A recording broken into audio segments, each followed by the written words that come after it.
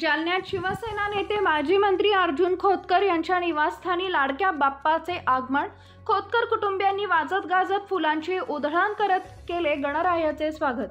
अर्जुन खोतकर यांनी सपत्नीक मनोभावे पूजा करून केली गणरायाची प्रतिष्ठापना। गणेश आगमनाच्या सर्वांमध्ये उत्साहाचं वातावरण। आगामी निवडणुकीत पुन्हा एकदा मुख्यमंत्री एकनाथ शिंदेच व्हावे, खोतकर यांची गणराया चरणी प्रार्थना। शिवसेना नेते माजी मंत्री अर्जुन खोतकर यांच्या जालना येथील निवासस्थानी लाडक्या बाप्पाचं आगमन झालंय।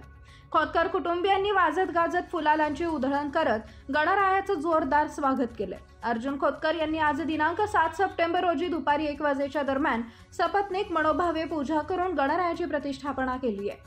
यावेळी गणेश आगमनामध्ये सर्वांमध्ये उत्साहाचं वातावरण पाहायला मिळालंय। आगामी निवडणुकीत पुन्हा एकदा मुख्यमंत्री एकनाथ शिंदेच व्हावेत असा साकडा अर्जुन खोतकर यांनी लाडक्या बाप्पाला घातलाय।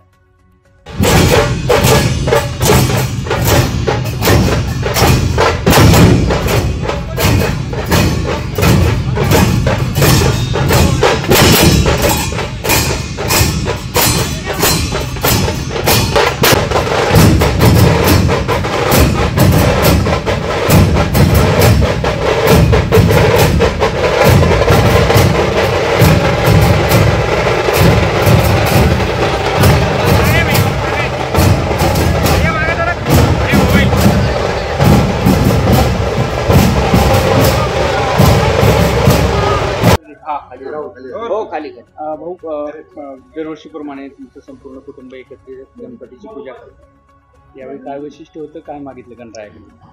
खरं तर गणरायाचं आगमन हे निश्चितपणे सर्वाला आनंद देणारच असतं। आपण म्हणतो की गणपती बाप्पा मोरया, मंगलमूर्ती मोरया। गणपती हा मंगलच करणारा आहे, त्यामुळं निश्चितपणे गणपती आल्याने सर्व विघ्न दूर होतात। एक तर मुळात म्हणजे मनशांती ज्याला म्हणता येईल, ही मनशांती निश्चितपणे या ठिकाणी लाभते। आपण गणपतीला सातत्याने मागणीचंच काम करतो, कारण की तो देणारा देवता आहे। त्यामुळं आता हंगाम सर्वांचे आहेत, व्यापाऱ्यांचा आहे, शेतकऱ्यांचा आहे आणि पुन्हा राजकारणातला सुद्धा हंगाम आता आहे। मला असं वाटतं की निश्चितपणे भरपूर पाऊसही पडलेला आहे। 5-25 गाव जर आमच्या भागातले सोडले तर बाकी सर्व गावामध्ये अत्यंत चांगला वर्षा या ठिकाणी झालेली आहे। त्यामुळं शेतकऱ्यांच्या घरापर्यंत माल यावा आणि तो व्यापाऱ्यापर्यंत यावा अशा प्रकारची भावना व्यक्त करतो।